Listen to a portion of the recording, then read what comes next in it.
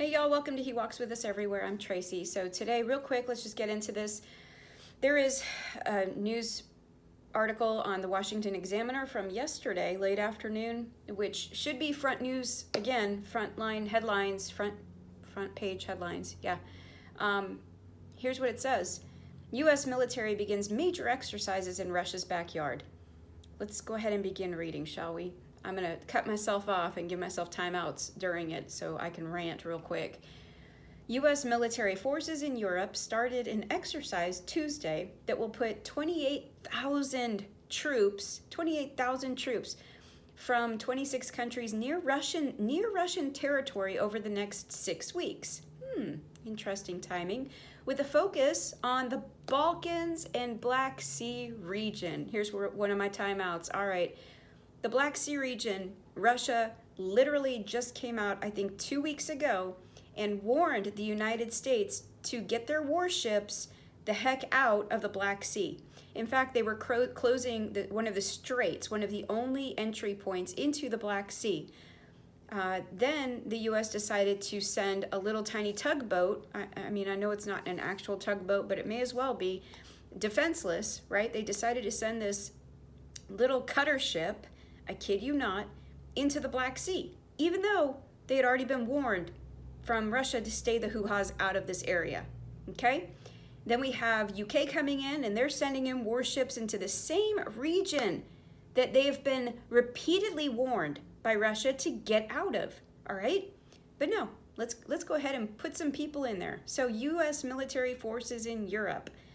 All right, European Command's largest multinational exercise comes on the heels of an alleged Russian military exercise. It comes on the heels of an alleged, so they think, no concrete facts, an alleged Russian military exercise involving some 100,000 troops massed on the eastern border of Ukraine. Well, the eastern border of Ukraine, for all of you geography majors out there, is Russia. So Russia had their own troops on their own land near the Ukrainian border because they watched NATO troops starting to amass on Ukraine's side that started to look a whole lot like an invasion. So their reason for this multinational exercise is because they watched the Russian military start to defend themselves and strategically place themselves on their borders in their land being provocated by NATO, okay? You understand what's happening here. So good on them. Good on Russia. All right, so y'all, this is crazy. The Pentagon said a major difference between Russia's exercises and the U.S. exercises will be clear. It's a defensive exercise, and you will be able to hear us talk about it and communicate to you and to the world what we're doing and why, the Department of Defense spokesman John Kirby told the Washington Examiner. It's called transparency. It's a wonderful thing, he added. Yeah, being a little bit sarcastic there, buddy. And we're not getting that out of Moscow, and we haven't. So that's a big difference right there. Transparency? Are you flipping kidding me, dude? Anything that these folks try and tell you they're doing, you can almost assure yourself 100% they're doing the opposite of. Listen to what it's going to entail, okay? This is insane. First of all, the exercises rival the complicated logistics of that of World War II. In fact, there's not been something like this since the 1940s in scope and size, okay? Or scope and scale. And so this is the kicker. The range of the event will include forcible entry, air and missile defense, live fire, which means active fire, like bang, bang, you know what? Okay? And a command post exercise, which I don't know what that is, all intended to improve readiness and the ability for American soldiers to work with NATO partners easily in the event of a crisis. Timeout. Like the one that you're creating right now near Russia? I mean, really? You're going to go into an area that Russia has specifically said, stay out of. Go. Get out of here. Quit provoking us. Quit poking us. We're poking the bear right now, you guys. That's what this is. They are literally up there with a stick poking the bear. And they're like, you gonna attack us now? What about now? I'm not touching you. I'm not touching you. That's pretty much what these guys are doing. Imagine a little kid with a brother or sister, and they're like this. And the other one's like, you need to stop. And they're like, why? Why? That's what NATO and the US is doing to Russia at this very moment. Let me tell you guys something else.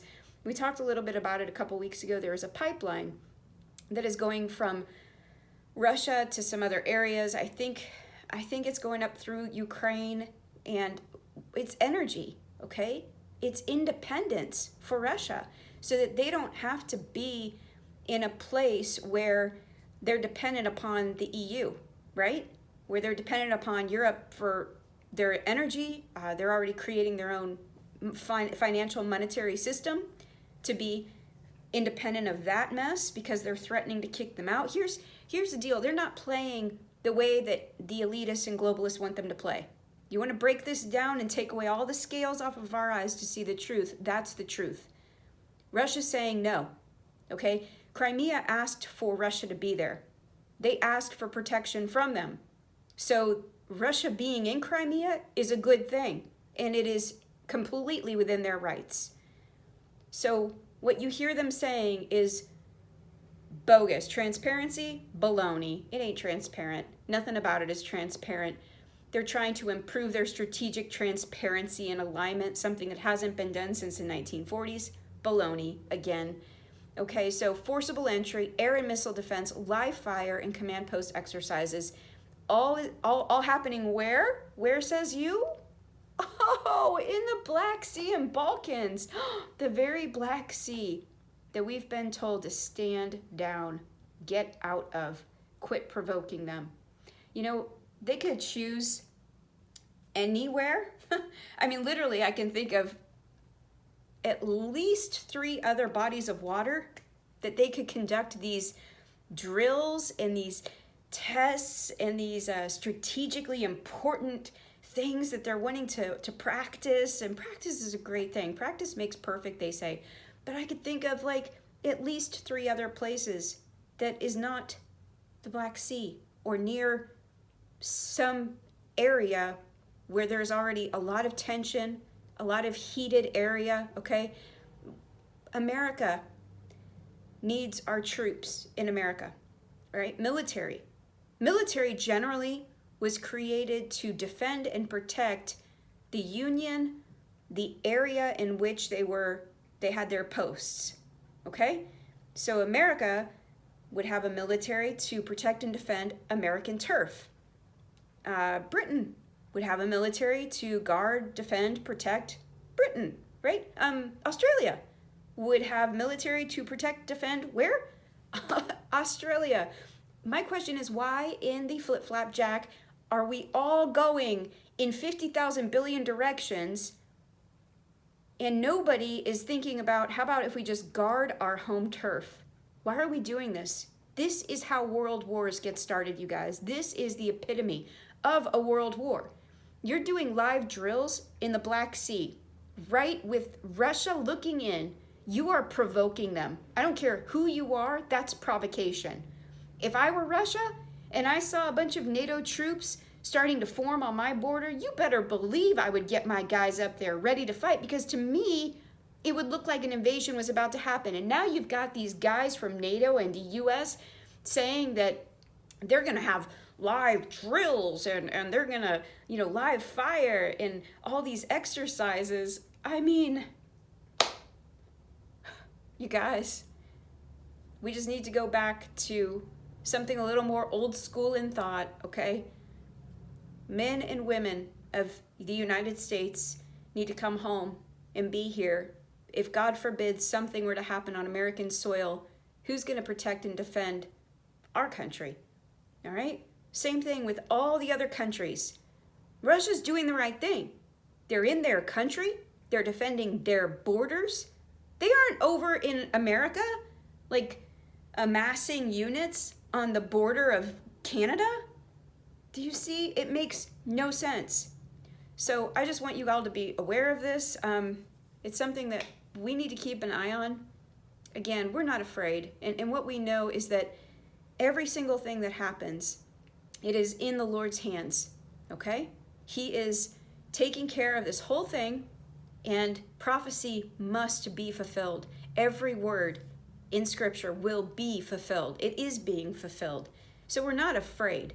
But what I will say to men and women in uniform, okay, whether you're from NATO or from the U.S., what I will say to you is this: question everything.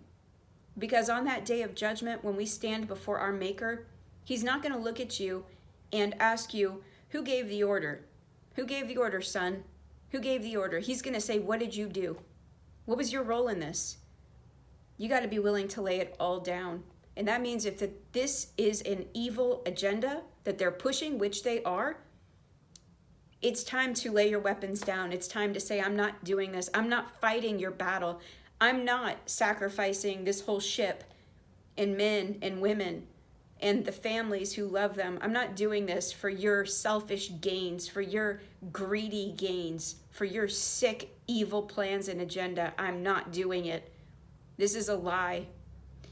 Because like I said, on that day, you won't be able to blame your commander, nor the wannabe commander-in-chief at Pennsylvania Avenue.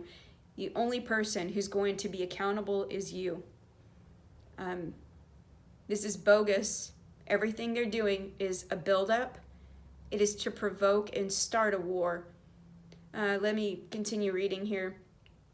I'm not going to speak to what Russia claims was an exercise, he said. There's still a lot of forces aligned along the border with Ukraine and in occupied Crimea, and it's still never been completely clear what the intentions were. Okay, occupied Crimea, just be clear on this. They requested Russia to be their defense. It's not being occupied without their consent, which is how that wording makes it sound. Y'all, this is such baloney. So anyway, I love you all. Stay in His Word, and remember that Jesus Christ is coming back, and it's going to be sooner and quicker than we think. Stand for truth and seek out the truth.